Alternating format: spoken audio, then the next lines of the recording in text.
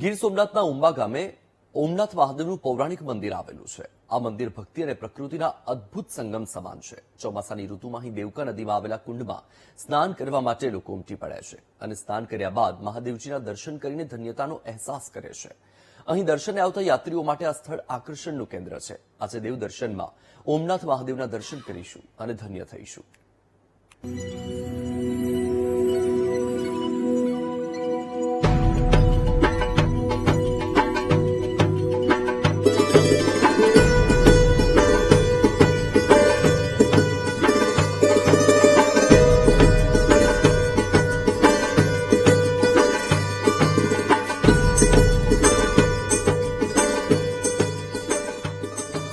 ગીર સોમનાથના ઉંબા ગામે ઓમનાથ મહાદેવનું પૌરાણિક મંદિર આવેલું છે। મહાદેવજીના મંદિરનું આ સ્થળ પરમેશ્વર, પ્રકૃતિ અને પર્યટનનો ત્રિવેણી સંગમ છે। વેરાવળ શહેરથી 12 કિલોમીટરના અંતરે ઉંબા ગામે આવેલા ઓમનાથ મહાદેવની આસપાસ પ્રકૃતિ 16 કળાએ ખીલી હોય છે। આધ્યાત્મિક વાતાવરણ નાના ભૂલકાથી માંડી તમામ ઉંમરના લોકો માટે નૈસર્ગિક પર્યટન સ્થળ બન્યું છે।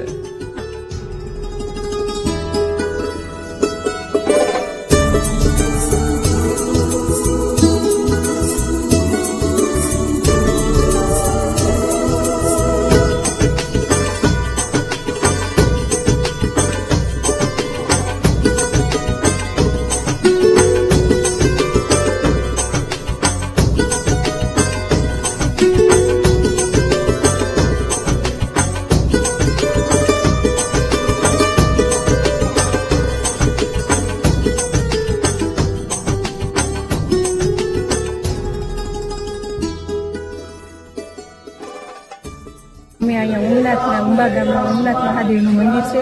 ત્યાં દરરોજ સાંજ સવારે દર્શન માટે આવીએ છીએ। અહીંયા મંદિરમાં એવી છે કે અહીંયા એવી જગ્યા છે કે અહીંયા આવીએ તો આપણે શાંતિનો અનુભવ થાય છે।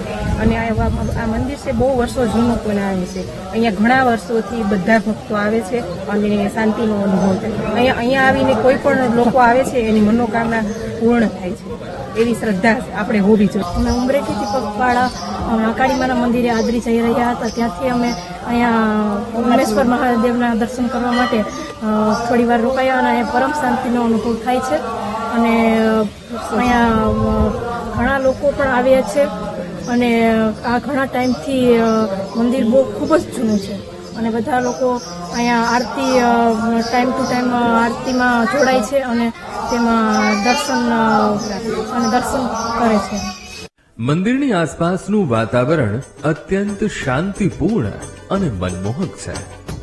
સાથે જ વેરાવળની દેવકા નદીનો પ્રવાહ આ મંદિરની શોભા વધારી રહ્યો છે અને એટલે જ આ મંદિર ફક્ત ધાર્મિક સ્થળ નથી પરંતુ પ્રકૃતિ પ્રેમીઓ માટે પણ આકર્ષણનું કેન્દ્ર છે।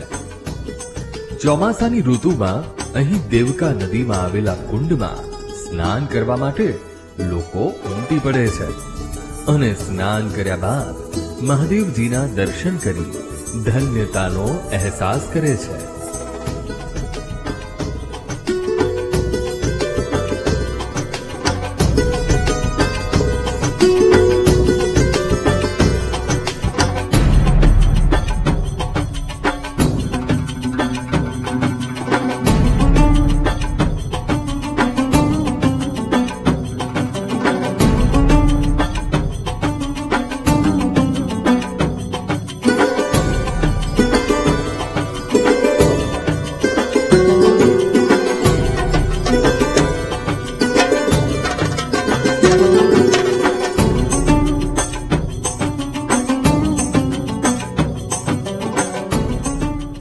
આ લગભગ 400 થી 500 વર્ષ જૂનું મંદિર છે અને અહીંયા બાજુમાં સૂર્ય મંદિર પણ આવ્યું છે જે આખા ભારતમાં જે સૂર્ય મંદિર છે એ પૈકીનું અહીંયા એક જે બહુ પૌરાણિક સૂર્ય મંદિર છે। અમારા ગામની અંદર જે આજે વડવાઓ રહે છે એ પણ વાત કરે છે કે એમને પણ નથી સાંભળતું ત્યારનું આ સૂર્ય મંદિર છે અને આ શિવલિંગની જે સ્થાપના થઈ છે એ આ ગામની અંદર વસતા કે આજુબાજુ ગામના જે 10 થી 12 ગામના લોકોની આસ્થા જોડાયેલી છે અને 10-12 ગામના લોકો શ્રાવણ મહિનામાં નિયમિત રીતે અહીંયા પૂજા કરે છે।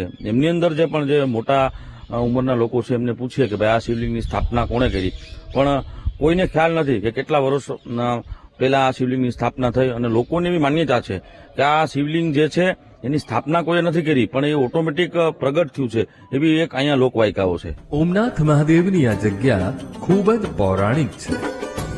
મહાદેવજીનું શિવલિંગ અંદાજે 5000 વર્ષ જૂનું હોવાનું માનવામાં આવે છે. તો આશરે 1600 વર્ષ પહેલા રાજા સિદ્ધરાજે મંદિરનો જીર્ણોદ્ધાર કર્યો હોવાનું લોકો માની રહ્યા છે. દેવોના દેવ એટલે મહાદેવ, અને મહાદેવને ભોળાનાથ પણ કહેવામાં આવે છે. કહેવાય છે કે ભગવાન ભોળાનાથના ચરણોમાં મનથી પ્રાર્થના કરી માનતા રાખો તો અવશ્ય પરિપૂર્ણ થાય છે.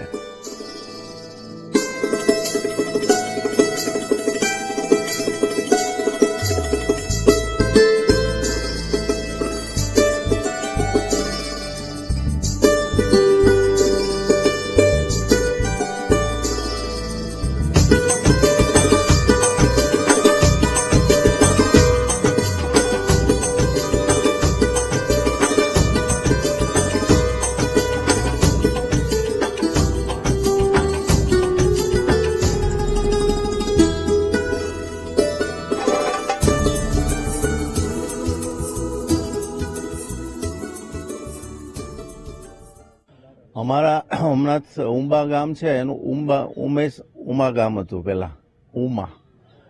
એટલે ગામના માણસોને એમ થયું કે ઓમનાથ મહાદેવ છે, ઉંબેશ્વર મહાદેવ કહીએ તો હાલે, પણ એમાં બધાએ કીધું કે એના કરતા ઓમ સારો, એટલે ઓમનાથ મહાદેવની જગ્યા આવી નવનાથની જગ્યા છે ને એવી છે. નીમનાથ, ભવનાથ, ઓમનાથ, કામનાથ, આવી સોમનાથ, આવા નવનાથ છે.